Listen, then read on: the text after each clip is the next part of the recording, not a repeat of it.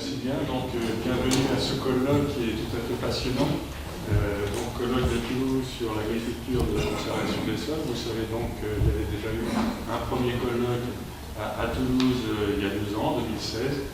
Donc, c'est une poursuite sur ce thème. Et là, on cible un sujet qui est clé, qui est le sol vivant et l'agriculture de conservation des sols. Donc ça, c'est un sujet passionnant. Ce que j'ai beaucoup apprécié, c'est que ça associait beaucoup la recherche et aussi la société civile et aussi des entreprises. Donc je pense que ça fait un lien entre la connaissance et aussi l'application et l'usage de la connaissance. Donc au niveau organisation, donc Agropolis International a été très active pour l'organisation de façon pratique, organisationnelle de cette colloque, mais je pense que c'est important de mettre en avant que ceux qui ont construit le contenu de ce colloque, ça a été différentes structures, donc des institutions de recherche, des structures de type association et aussi des projets qui étaient en cours sur ce sujet-là. Donc moi je tiens à les citer, ceux qui ont été fortement impliqués dans cette organisation. Donc Toulouse Agricampus, qui est un partenariat direct avec Agropolis International, également l'ENSA, l'agronutrition, APAD, le réseau rural et le réseau rural ACS. Donc ce sont des structures, et ça je n'en oublie pas, mais ce sont des choses qui ont été très actives pour la construction de ce colloque. Alors, au comité de pilotage, ça a été décidé, comment ça a été organisé. Moi j'ai trouvé que c'était intéressant parce que ça associait les chercheurs, les formateurs, les agriculteurs. Donc ça permettrait d'être très actif sur la connaissance et l'application de la connaissance dans ce sujet. Alors sur les 3 périodes du colloque, très rapidement, donc on va avoir une première période de plénière sur la santé des écosystèmes pour la santé des hommes. Donc ça c'est important, moi je dirais plutôt des humains que des hommes d'ailleurs. Bon. Également donc 4 ateliers ciblants sur les sujets clés qui ont été définis.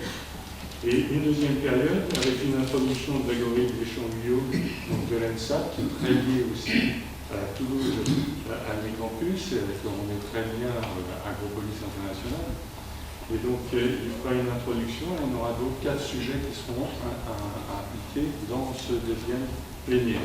Alors moi ce que je voulais souligner, c'est ce qui est important, c'est de prendre le lien aussi entre la région de Toulouse et de Montpellier. Ce que l'on fait au niveau de ce colloque, c'est le cas parce que en fait, les institutions sont impliquées les deux, telles qu'Agropolis International et Agro, qui est très impliqué, mais aussi sur les sujets.